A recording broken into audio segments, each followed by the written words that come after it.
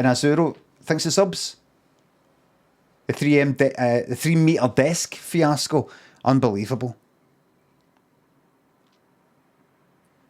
The fucking weight of that desk, the weight of that bit of wood.